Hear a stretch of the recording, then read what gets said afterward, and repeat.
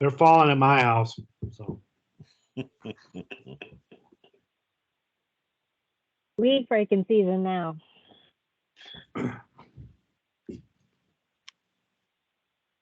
have you guys ever played with the together mode on Teams?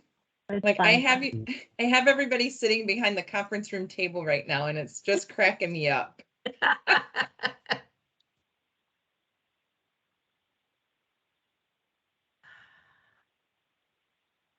Let me do that. Oh, that is funny. that is really funny.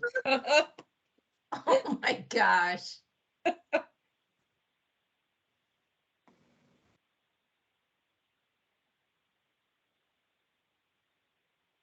Like there's a couple new ones in here. I haven't played with the amphitheater before. Oh boy, I feel like we're in Rome.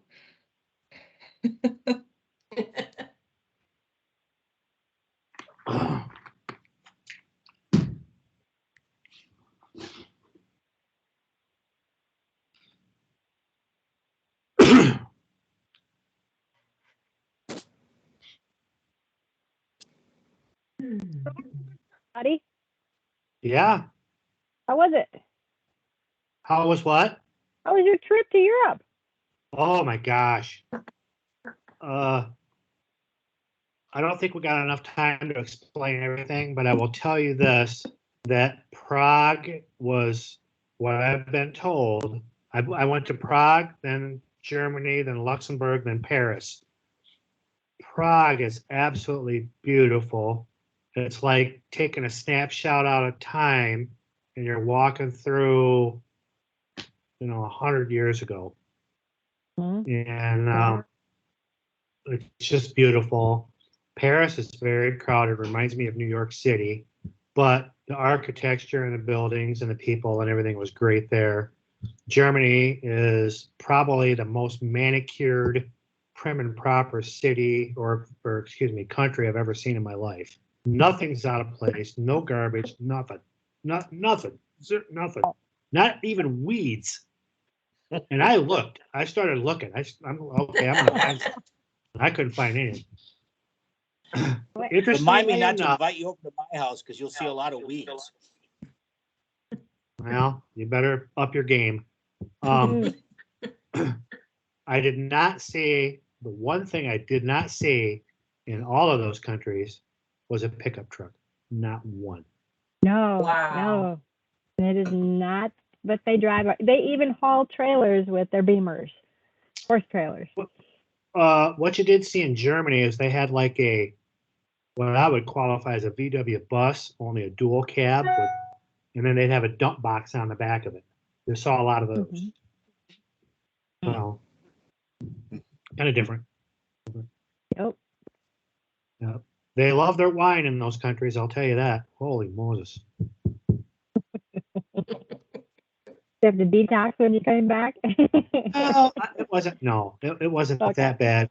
But it's amazing to me about how much of the whole GDP basically is.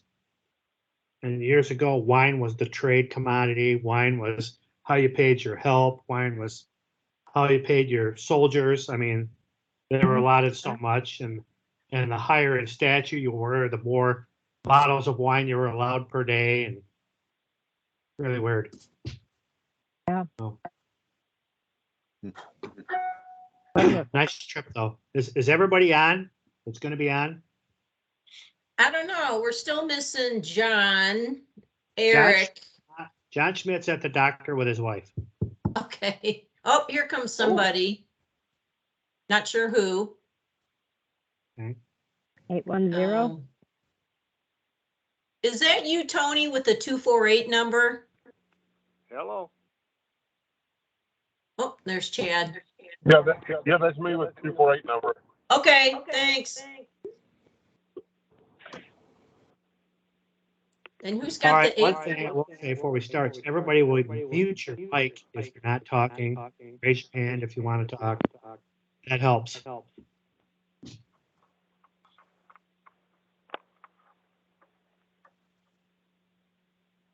Well, it's 5 after. I'm going to go ahead and call the meeting to order. Do we have any guests today? Dave or Anita, do you know of any? Or Sarah? No, I don't think so. Okay, all right. Everybody saw the agenda. As far as I'm concerned and Dave is concerned and everybody else has sent it out, there were no omissions, objections, or additions, so we'll go ahead and move on with that. I did not look at the minutes, I will admit. I haven't had time. And I noticed there's something on here for marijuana grow facilities and me, so I'm going to wing it on what I've been experiencing. So other than that, anybody have anything to add from the minutes of the last meeting? Or any problems? Buddy, this is Dave. Yeah. Basically the marijuana thing from last time, the plan was you were gonna collect questions from all the members. And Yeah, then I didn't do that. And based on those questions, you could push forward something as far as, something definitive that your group or other groups had in regards to the marijuana grow facilities and things along those lines. So that's what that item was about. I did talk to some people that are doing some marijuana, and I got some questions run by EGLE and some things that I've noticed.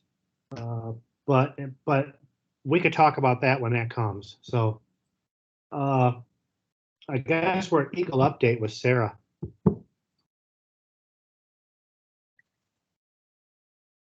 All right. Well, good afternoon, everyone. Hope everyone's had a good summer. And like I said, the heat got turned off today, first day of fall. As far as updates, we've got some bigger ticket items, and those you'll see down in the unfinished business and later on in the agenda related to the Portland cement and the USPs. But as far as other activities that we have, EGLE is working on a groundwater data warehouse, and the concept of the groundwater data warehouse is that all of our data on groundwater and the subsurface, the geology, is siloed in the various divisions or agencies that manage borings. Even MDOT with their geotechnical borings, they have data, and DHHS has data. And it's time, now that we're in this century, the digital age, to get all of this in one spot. And that's what the concept of the groundwater data warehouse is.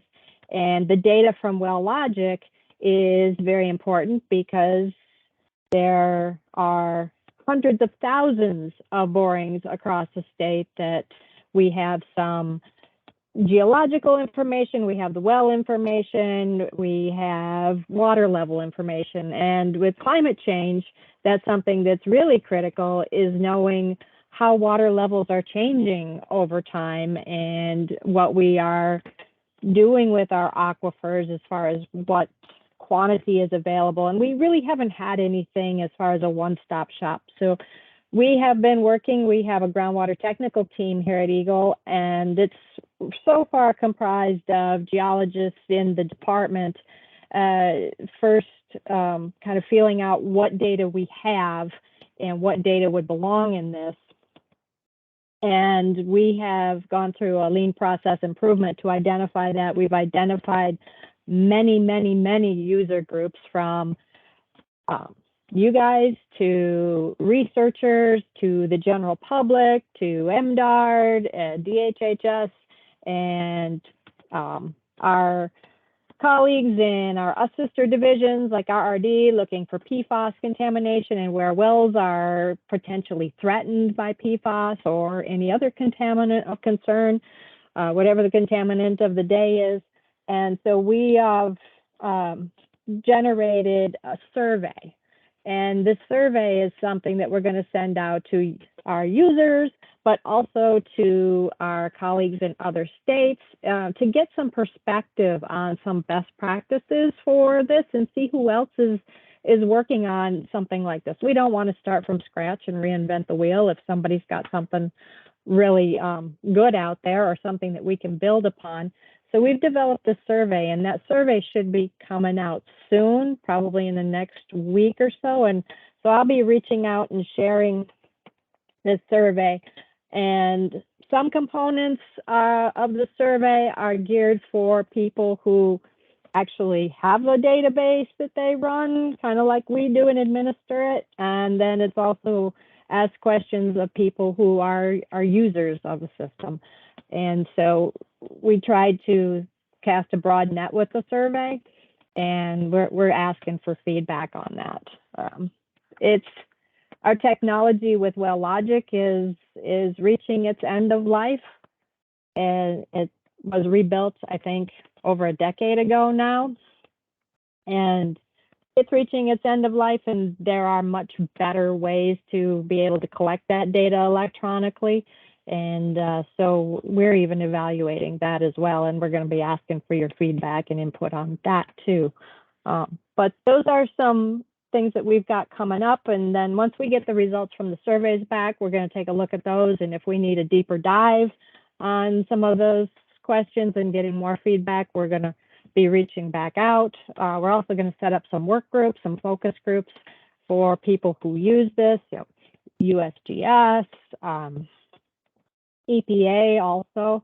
So, we're going to be looking at partners from across the board, consultants who do environmental contracting work will also be invited to the table. So it's going to be a big lift, but I think it's going to be incredibly valuable. And we're also looking at ways to have the data submitted to us electronically and through electronic data deliverables or fairly simple user-based format where you're just answering questions and simply picking a geographic location on a map like you do with Google Maps today. A very similar concept. So then you wouldn't even have to enter in the section, township, range and worry about that, or even the address. You just zoom into your location where your well is and you pop your dot, and there your geographic information is loaded. Since we have these tools that are out there today, it really makes sense to start using them. And we think that that's a great thing, and it makes things easier and it streamlines stuff, and we get much better and more accurate data because, as you know, Michigan Geological Survey is doing a whole lot of fixing of the data in WellLogic. The geographic locations are a primary problem in that we just haven't had good housekeeping over the years and things of that nature. And then they're also entering the scanned well records and everything that's pre-2000. They're entering the data from those paper records into WellLogic. So then we won't even have to work with those. We'll have usable data in a usable format and one-stop shopping for that information as well. So we're real excited about that. We got the funding for MGS to wrap up that work. And some of that was courtesy of the Water Use Advisory Council. So we're grateful for that. And we're working on efforts in a go-forward fashion to improve the quality of the data that we get, make the user experience for those putting the data in easier, less complicated, and using better tools that we got available to us today. So that's that. And the other update I have is Executive Directive 9, which is the governor's executive directive to provide clean, safe drinking water to every Michigander. And it called for a line-by-line review of the Safe Drinking Water Act. But because of the intent behind the executive directive, we feel that it also can include the well code. And so what we have been talking about is inviting all of you, along with our other stakeholders who work on the private well side, because it seemed to miss the private well side, and we think that private wells are equally, if not more important than the municipal supplies, because we don't know generally what's happening out there with them because each resident is responsible for their own water supply. And we know that you guys are the first ones in the doors ensuring that they have clean water. And you want to take care of your customers. So I think that there's probably some opportunities to have some discussions about the well construction code. We know it hasn't been really evaluated for opening up since '94. It was the last time it was revised. And I think there's been discussions on and off throughout the years about what improvements can be made. And so Chris Phillip has been working with public sector consultants, and we've had some listening sessions with other stakeholders, our local health partners who are also on the line to hear about the Safe Drinking Water Act, but we wanted to have a similar listening session with you guys about the well construction code. And I think that will be scheduled early October because the report is due at the end of October. So we've asked for that, and Chris met with the consultants yesterday, and they believe that they could get something set up. So that's something that we want to invite you to. And I think those are the primary updates. We also had the Maliha directors meeting last week up at the Ram Center, and so we were invited to that, and we exchanged some good information about well classifications and talked about the programs and got to meet many of the new directors, and that was a really wonderful opportunity.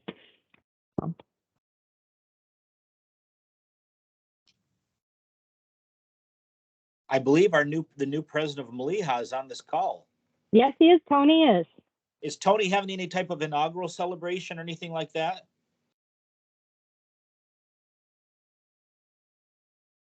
I think other than just enjoying the company of everybody up in the North Woods was wonderful. So Good. Sarah, I would welcome the invitation to talk about the well code. One thing I will say on the public water supply, and this is not a rant, but typically, and I'll say this, 40 to 50% of the water well contractors that work on municipal water supplies do things that are outside of the code because a lot of these companies are not just companies that are in Michigan. And I've walked into some type 1 facilities and going, okay, who did this? All right, what did they do? They did this and this and this down the well, which is stuff that's not allowed in Michigan, but it happens. So I think if we're going to look at safe water, to be honest with you, I think the private well side is way more up to operating by code than the public water supply side, at least on the well side of it. And I could say that with confidence. Okay. So that's just a little bit of information for everybody on the call. Who's going to handle the ASTM standard C150? Sarah, Dave? Dave, did you want to start or? I thought you would just basically cover where things are going as far as the rules go. And then we can move from there. I figure that's probably the I guess the most the update that we can give as far as EGLE goes. Okay. All right. Yes. So we all know that they are no longer making Portland Type 1 cement. And so we did the request for rulemaking back in June, and we got the okie dokie on that. And in fact, we got the off ramp to be able to proceed with the rulemaking without going back to the ERRC, which is the environmental rulemaking group.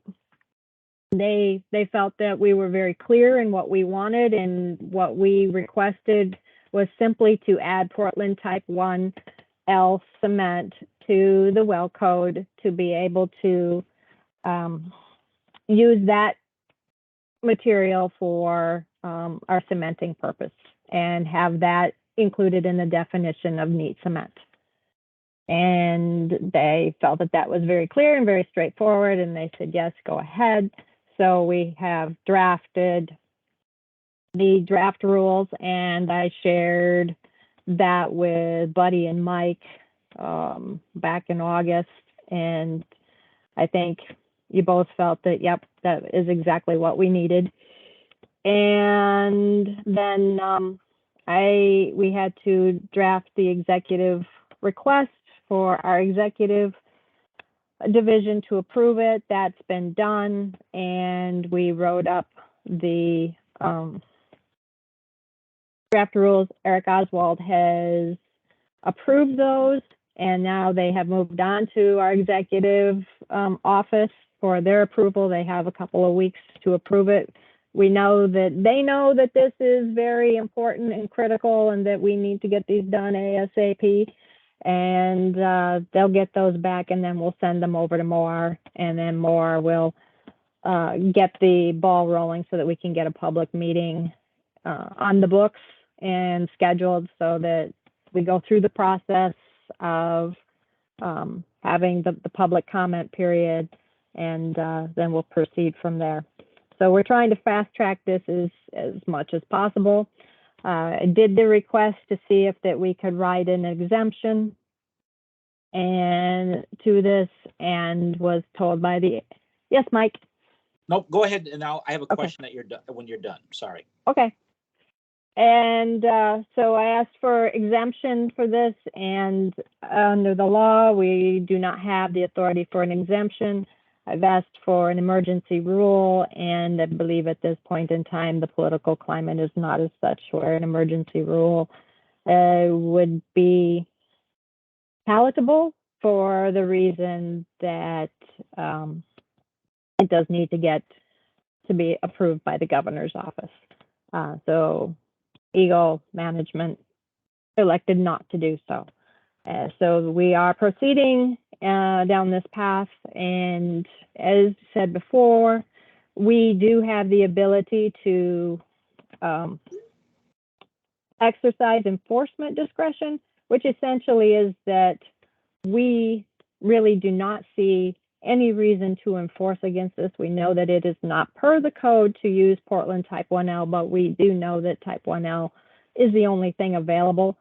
I just don't have any mechanism to let me say that I can use it, but we definitely can say that we will exercise enforcement discretion, meaning that we really have no intention of enforcing against it, but we would like to know where it is used for the purpose of knowing whether this product really is suitable for this purpose. There are no studies available out there. And being that there are no studies, and we've had our counterparts in Florida and Minnesota and Wisconsin reaching out to us, and we've reached out to them, asking them if they know of any studies and whether this product is truly comparable. We know that MDOT uses this product for their purposes and really have not had seen any difference. And so we're going with that, but we figured if we documented where these were and we saw an issue, then that would give us an opportunity to then look maybe at a different product down the road if it's necessary. So, and as it stands, we're proceeding with getting the rules promulgated. And then we did receive the letter from you, from MEGWA, letting us know that you made it clear to your members that it's not something that you recommend, which is understandable. But the best I can give you is that we're going to look the other way on this because we feel that the product is compatible. I understand where you're at, and I understand that you can't authorize an unauthorized product. I don't understand why we can't have an emergency rule. It's been done for other things, and I know it's out of your hands. I get it. I get it. The people that are on this call don't have the authority to do that, and we don't understand. And I'm going to go ahead and say I think everybody agrees that that would be the easiest way so that we could carry on business until the rule is fixed correctly. So I appreciate that. Do we know, my question, and Mike's got a question first, so maybe we better ask him first. Go ahead. No, Sarah answered my question. That's why I wanted her to finish. So thank you. Okay. Timeline, we don't know, right? No, I mean, a lot of it can be in our hands. But I have a 2-week window that the executive division can look at it, and it goes over to more, and they have their window. But anytime it gets back in our hand, we'll grease the skids as much as possible. So we're still shooting for less than 6 months. Okay, all right. I think Dave's got something. I think Mike had his hand up first. I'll let him go first. I just had one quick question. It sounds like maybe the cement manufacturers might have some other products under development that might pop up soon, or did I misunderstand that? Well, they have type 1L available, but also if you really seriously need to comply with 150C, there are the other types available. And I know they're a little bit harder to get. They're a little bit more specialty, types 2, 3, 4, and 5, but they are still being manufactured. And yeah, I was remiss in including that. Was that your thing, Dave, or do you have something else to add? No, that was pretty much the comment I wanted to make. I had read the memo from MGWA, and I just wondered if any effort had been made by the organization to, EGLE can't force suppliers into stocking, type 3, 4, or 5. We just don't have that ability. But you as drillers and the suppliers do have the ability to say, get a hold of Lafarge or some of these other companies and see if it can be shipped in and held or, put on the shelf for use so that you can comply with C-150 if, like the memo said, was the true concern. Was any effort made to try and get pricing or work with the warehouses or try and get that product in stock so you could alleviate some of the concerns in your memo? Yes, to a certain point. I talked to the actual rep from Wholesome, which used to be Lafarge, and they manufacture by demand from their customers. And of course, highway construction and all those things are always first in large construction projects. So manufacturing is done by, supply and demand. And so I called my supplier and said, okay, how do I increase the demand? And he says, well, how much do you want? How much do you use? And of course, all I have to go by is what I've used the years before. Myself, I have not talked to other well drillers about asking for 2, 3, 4, or 5 to do that, which I can to see if we can get the demand higher. And I can also reach back out to the Wholesome rep and see how much they actually have in backlog, which it's not used much here in Michigan. It's more used west of the Mississippi from what he told me. Now that could be completely, out of his wheelhouse, but I'm going to do some more research because if we're going to be months down the road, I'm at a point with my personal contracting where I have several wells to abandon, and I have probably a handful, if not more, of wells that I'm going to hit shallow bedrock, and I'm going to need a product to do this. And I don't want to use type 1L. So I will be advising you as to my findings soon, myself. And I will put a letter out to MGWA members to try to hit their suppliers and see if they can get these other products in.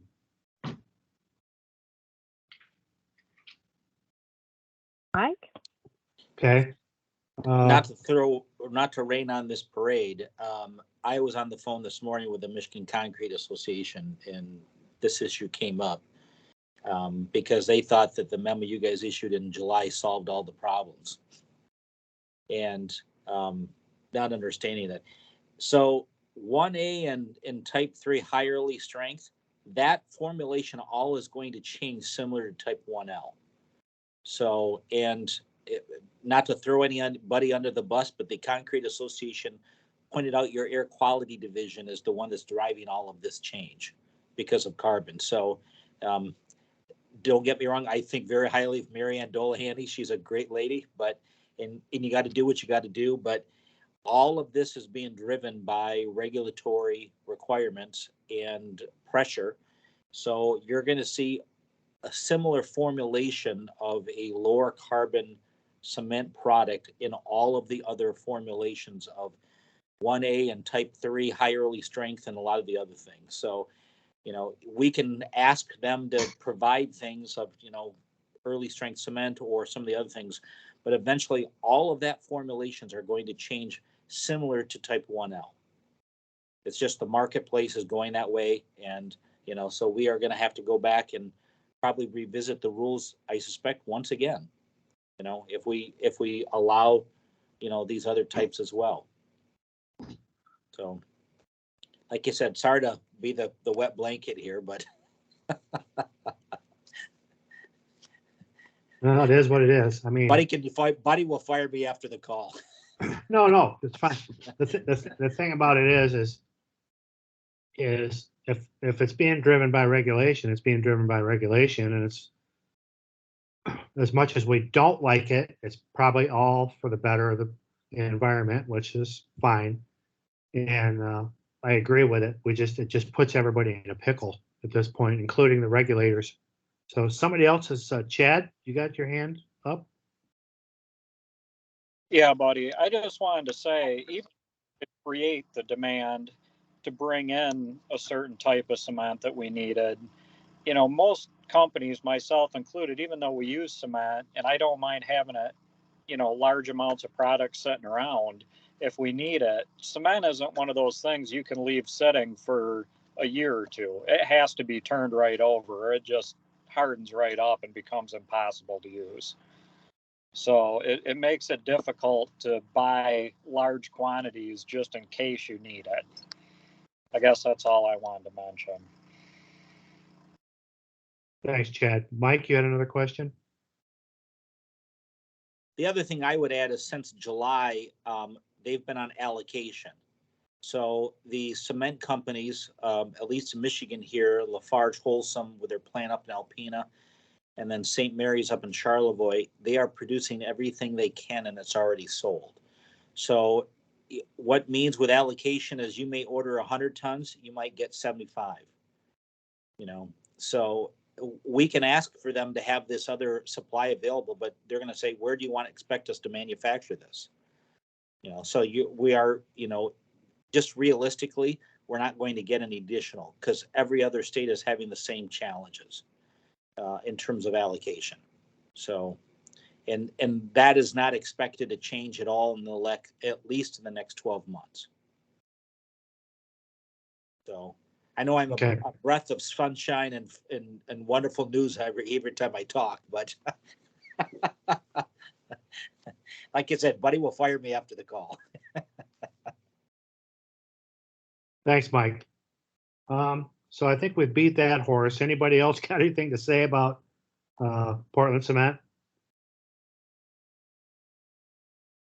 Okay. Let's move on to shop talk. Dave? Yeah. For those that weren't aware of it, EGLE in combination with Milan Supply and Valley Farms put on a health department training called Shop Talk. It was on August 2nd, 3rd, and 4th up in Coopersville, Grayling, and as well as Flint. Obviously, Dan's back from vacation, but I don't see him on the call here now. But Milan and Valley were really good hosts. You know, they provided food and beverages, and Aaron Katz actually did a lot of the pieces, parts, along with members from EGLE, as far as presentations go. Led to a lot of great discussions with the health departments. They also let us go around and review pieces, parts, and walk around their shop, and gave us the opportunity to ask questions as well.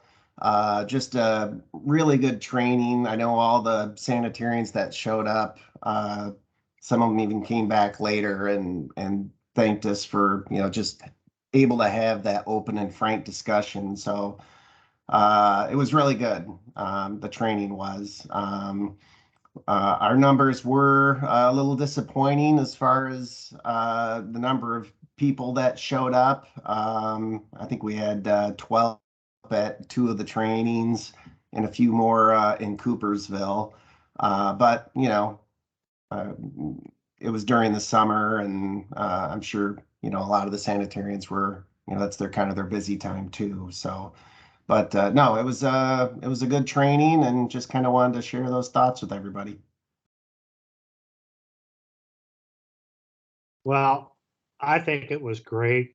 My opinion is anytime you can get a sanitarian, especially sanitarians, because we all have talked about this for a long time, that a lot of times they're not in that position very long, and they're dumped into the field. They're not really familiar with what's going on. And when they can get in an environment where they can feel free to ask questions and actually see a pitless adapter, or see a buried tank, or see a pressure relief valve, and understand how they work, or, and the different components of a well, the stamps on the casing, or the stamps that aren't on a casing in the case of 12-inch, you know, I think it's good. So my question is, are you guys planning to do it again? If you'll have Yeah, us. I talked to Dan and some of the other folks, and they're more than happy to have another training in the future. I think they enjoyed having everyone there, and, you know, based on their facilities, I myself would like to have it more in the fall or even early winter. I mean, most of their barns and their stuff where they're at are fairly heated, and with the doors closed to be okay. And I think we'd get a lot better attendance. Well, I would encourage it, and if you need help from MGWA, as always, we're here. So that was great. Appreciate that. Anybody have anything else on unfinished business? I have one unfinished business thing, and I forgot to add it. And I'm just going to ask this, has Stefan Wellstein resubmitted his flowing well seals for approval? No, he is not. Okay, that's all I want. Okay, because I put a call into him and did not get a call back. All right, let's move on to 7, new business, marijuana grow facilities. I am noticing one thing I'll say with EGLE, and I'm not blaming anybody, because basically it's the Wild West right now with marijuana grow facilities. They're also finding that the market is getting saturated, so probably the applications for new facilities are less. But I'm noticing that chemical storage and other things, the marijuana grow facility operators are clueless on how all this goes together. And I'd like to hear, if Laura's on this call, I'm wondering if Department of Ag has been involved with any of this at all. Is she on the call? I am. We have not really been involved on the marijuana side, because especially in the pesticide world, we don't have any pesticides that are for like on label use, from what I'm aware. Now I do work with our bulk fertilizer storage group, and we haven't really had any inquiries on some of that stuff for those facilities, but yeah, I think all of that's done under Lara.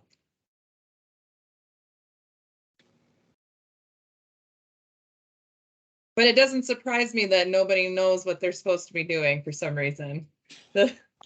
Yeah, it's been a big, I think it's an issue that needs to be addressed, and I don't know how you're going to categorize them as EGLE or Department of Ag, because I've seen 75-foot isolation distances on some 50, some 150, and I'm just talking septic tanks. I'm not even talking chemical storage. And a lot of times the grow facility grows exponentially quickly, and what was allowable with their first operation, I'll walk in a year later and go, oh my gosh, this tank's huge. Yeah, we had to get a bigger chemical storage tank. I said, well, you got a problem. You know, now it's too close to the well and everything else. Well, nobody's saying anything to me. And basically they show me to the door, and I'm, they don't throw me out, but it's like they one ear and out the other, No, and I feel like, and I know some of that stuff comes through the different health departments and how they view certain chemical storages and how they get permits. And we struggle with that on just farms and greenhouses in general, with things being misclassified, or, it should have been a private well at 150 from the storage. We'll see a 50-foot setback because they didn't realize how big the storage was going to be, so I think in general, with the turnover of sanitarians and whatnot, there has always been confusion in the agricultural realm with the storage of chemicals at our facilities. It's a common theme.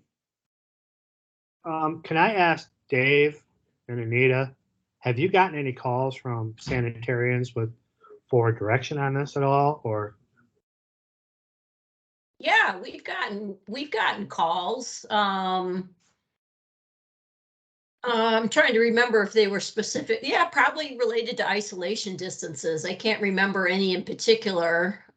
Usually what we do is tell them to go to our water resources division to deal with a groundwater discharge permit. Start there first, and then, because that's what they want us to do. But other than that, that's about it. Well, I think I used to get more calls now, but lately not really. I don't know about Elizabeth or Dave. So I know this there's is a lot Tweet. going in. Do you want to go ahead, buddy? So in my area, I have the lower half of the state, and it's quite busy with marijuana grow facilities down there. I've had a lot of communication with my health departments, especially the ones that reach out regularly: Jackson County, Branch, Hillsdale, St. Joe. I mean, there's a number of them where these are going in and they're asking isolation distance questions. And, as Anita stated, we send them right to water resources. We tell the health department, first and foremost, before they go through the permitting process, they need to go through water resources. And from my understanding, that's where these facilities are reviewed by water resources to see what they have, where the discharge is going, if there is a discharge. And then after that, they work with the health department. This is what we tell them as a process. And then that's where we get questions or help with guidance as far as, how to isolate. I asked specifically, you need to find out what is being stored specifically to help you with isolation distance. Like Buddy said, how much, how many gallons and so forth. Unfortunately, I mean, most of them will permit it as a type 3 well, of course, but unfortunately, like Buddy said, he goes in these places and there's a bigger tank later on. That's after the fact. We see that at private wells, and that's an unfortunate thing that happens. But without them being type 2, they're not usually, I guess, seen very much after that if they're just a type 3. But I just want to say I have had a lot of communication. Most of my health departments have been very good at it. I will say with the health department, I have seen where they wanted to approve hauled water because they couldn't get wells in. But I mean, that's, but overall, I've had communication. So I just want to say that. Mike, you had a question?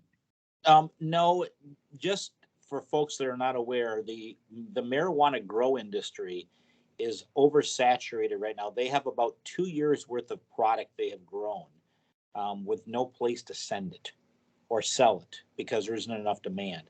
They're actually talking about putting a moratorium on any new grow facility licenses and regulating it similar to alcohol, where you have some price caps or price restrictions about the max or the minimum that you can charge, as well as, you know, zoning and everything else. So the industry is oversaturated right now, and they're going through a lot of, I guess, growing pains, or as things settle out.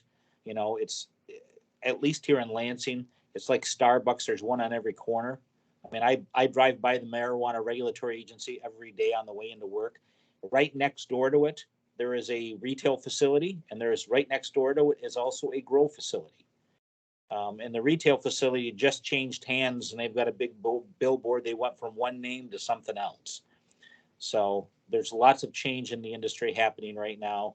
And until those things settled out and we figure out, you know, who's going to survive, we'll see what happens. So, but likely there is going to be a moratorium on any new grow facilities. Well, without sounding political, I'm not sad to hear that.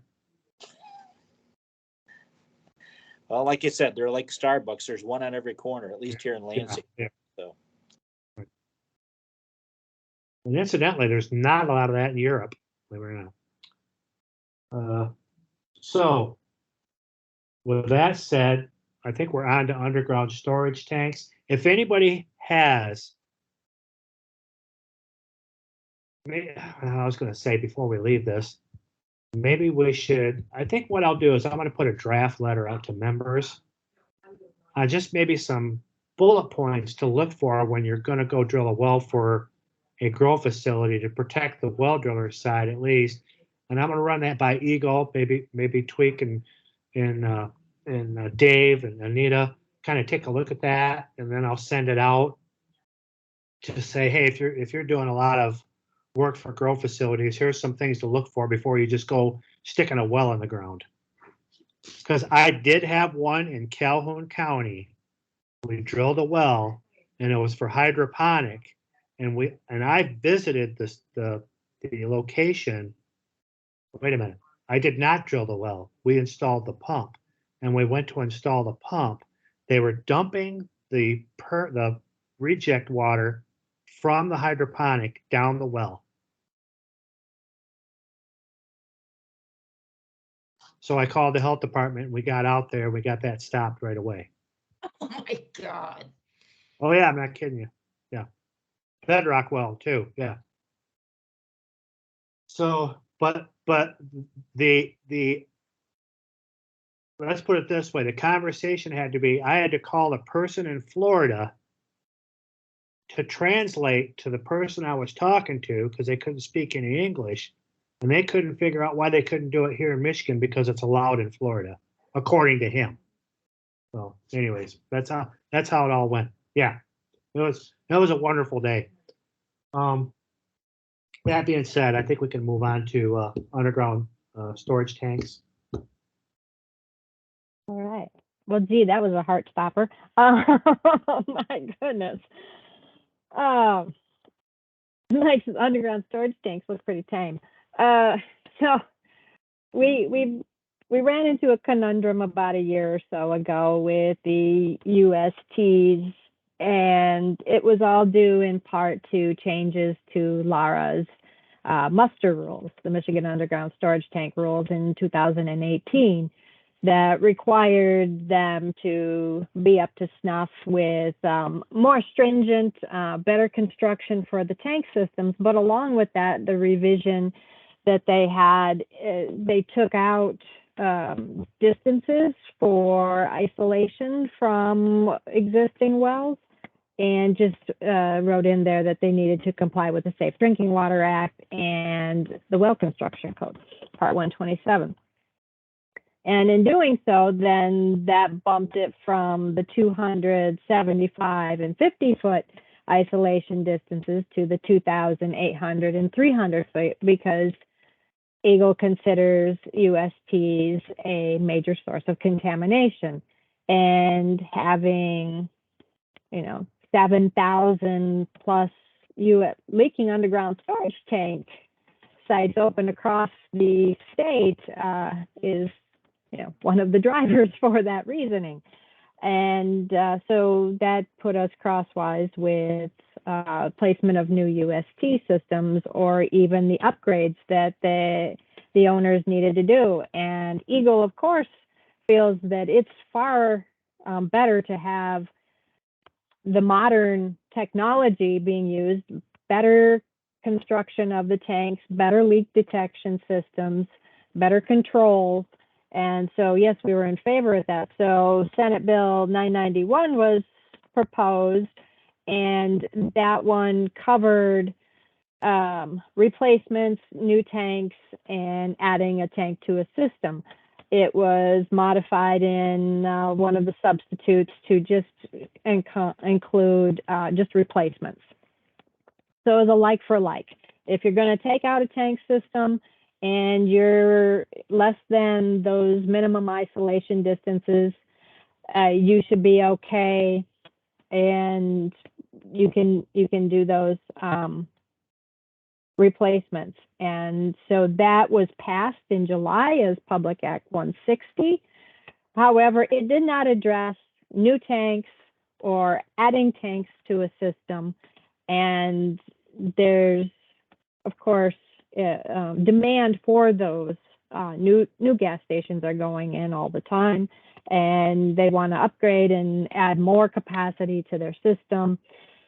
And so in order to address that, Lara has a process currently to allow for a variance, and they asked for a hydrogeological study from a consultant to verify that the wells that are in existence would not be harmed if there were a release from the tank system, and that the tank system also has all of the bells and whistles and is up to date with modern technology and leak detection.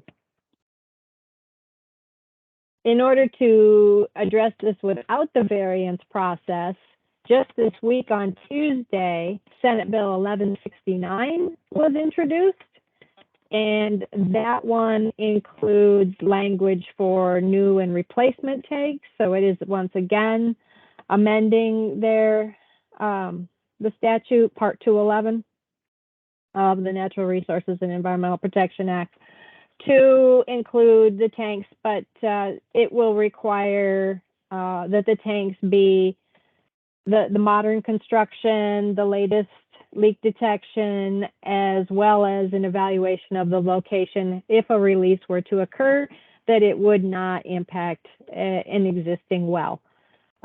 So that's what the latest is out there. The language is a little muddy, so we're having some discussions about that, but that is the intent of it, and that no wells will be any closer, according to this language as it stands right now, closer than the 50, 75, and 200 feet. But they can be within those minimum isolation distances as long as they have evaluated where wells are located in the 2,800 and 300, depending upon the type 1, 2,000, type 2, 800, and everything else, 300. And the language does say all wells that aren't described as type 1 or 2 would fall under that 300 feet. So that is the latest on that. There are very few session days, but I imagine that this will move quickly.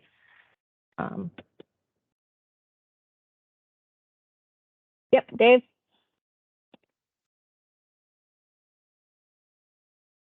Dave? Sorry, my screen just blanked out a quick second. When the questions are done, I'm going to cover the registration portion. I got some information from Kathy, so when people are done, I can cover that. So that's why I raised my hand. Sorry. Awesome. Any other questions about the tanks?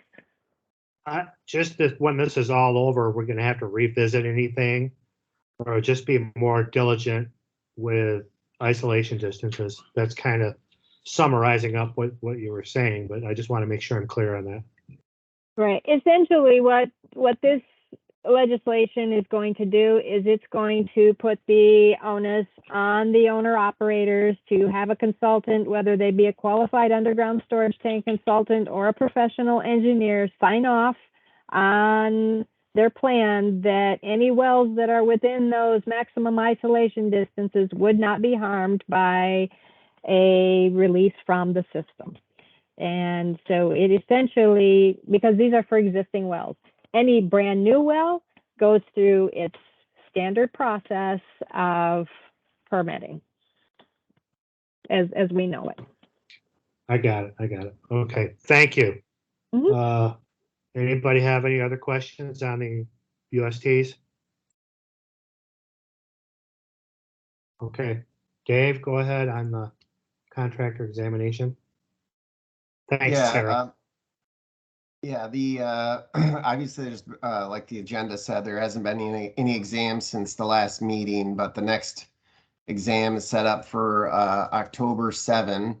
The update I received today is as of right now, there's 8 exam applicants that are going to be taking their exam. 1 dewatering, 3 pump installer, 4 well driller, and there's also 3 other incomplete applicants. And Kathy's hopeful that they'll be able to get all their stuff in before the exam date. But as far as anyone applying now or new, the application submittal for the October exam is closed. So that's what Kathy gave me. Nice. 4 well drillers. That's good. Of course, we get to 3 that are incomplete, and that's 7. That's good. That's good.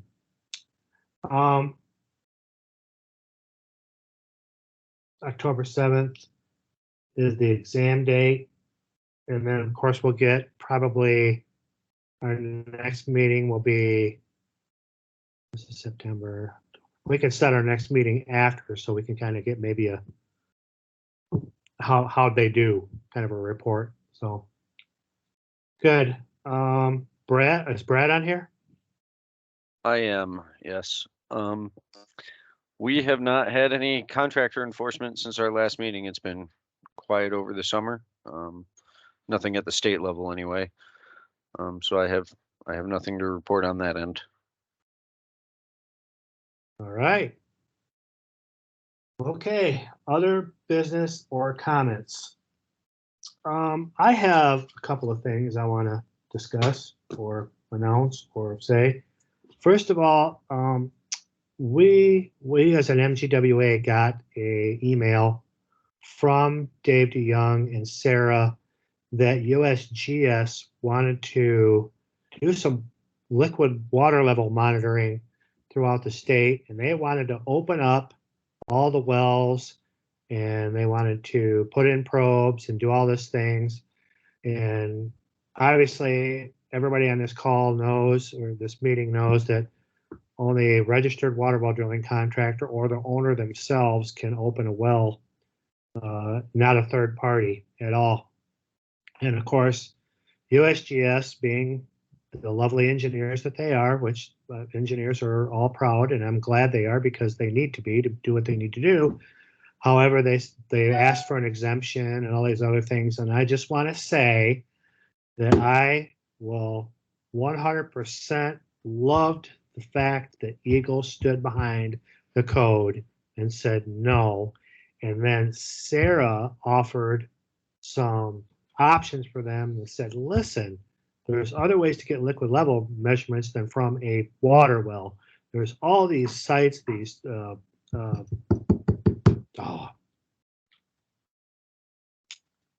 it at my tip of my tongue. Contaminated sites. Contamination sites, right, that have all these monitoring wells, USTs, all of those are all over the state. You can get liquid level measurements from them, and you don't have to be a well driller to do those. You can be a consultant or who just get access to them.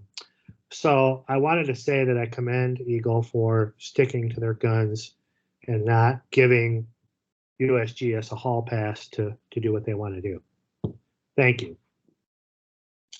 The other thing is this is an interesting thing, just a little, we happen to drill a well right around the corner from our shop for a geologist from the oil well industry, hydrogeologist. And interestingly enough, I put probably my most experienced driller on the job, and the geologist, and I'm leading to a point right here, schooled my driller on exactly what he was drilling in. And my driller was very receptive to it.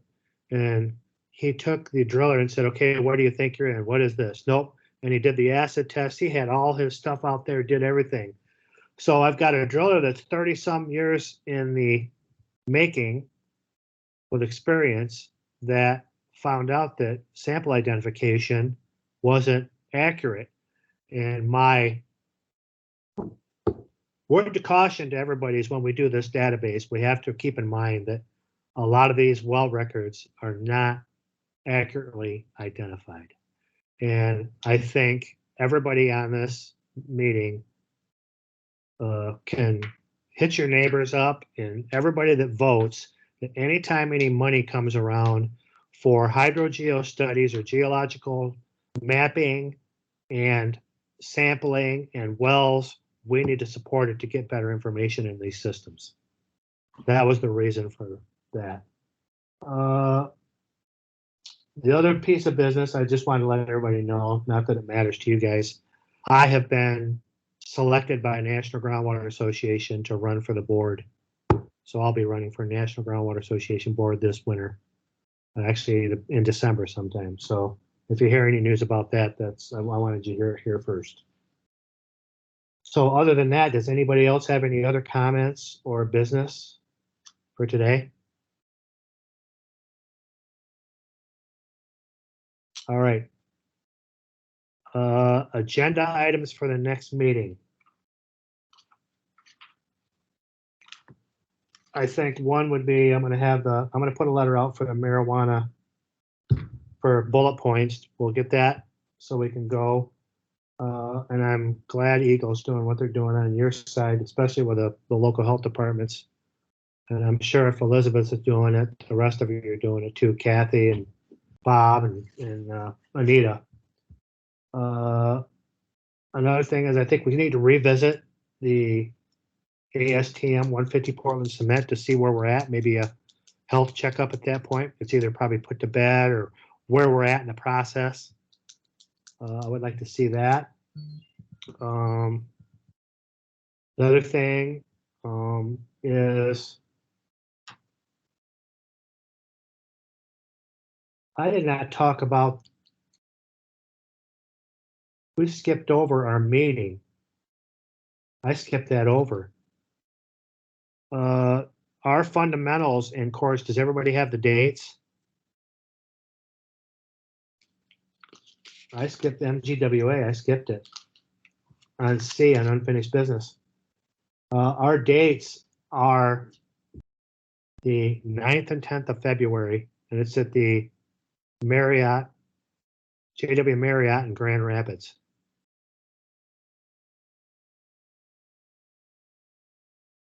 And if EGLE hasn't been contacted, you will be soon about, obviously, the fundamentals and all the training that's necessary there. I think the last one was very successful. I think it showed in the test. I really do. And let's see if it helps in this go around. Maybe these some of these candidates that are taking the test have been through the fundamentals. And as always, Michigan Groundwater Association will be soliciting money from its members to sponsor sanitarians to come in, especially those new ones, to maybe get more familiar with the process and what happens in well drilling. So, and I think we're going to talk about that as an agenda item, the next one too, to see where we're at with our sponsorship fees for sanitarians, because I think it's important that we get them in there. Anybody else have any other agenda items for the next? If not, let's pick a meeting date. When do you think, Dave? Should we go in November or December? I mean, we typically do quarterly, except for sometimes in the summer where we skip, so that puts us, what, around Christmas? So. Yeah. Could probably push it into early January or before Christmas sometime. Like the 8th, December 8th. I like December 8th or 15th. I like either one of those dates. Yeah. Let's do the 8th. Which one? The 8th. Okay, let's do it. I'm good with that. Oh, wait a minute. I will be in, I can't do the 8th. I will be in Las Vegas, hopefully getting elected to the National Groundwater Association Board that week. Well, we could do the 15th. Week of the 15th would be fine, or the 12th. The 15th would be fine with me.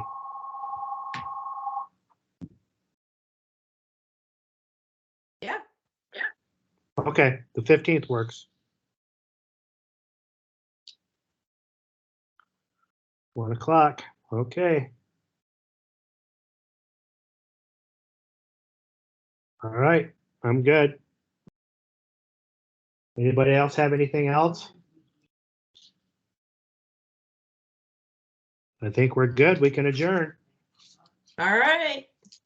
Thank you, everybody. See you guys.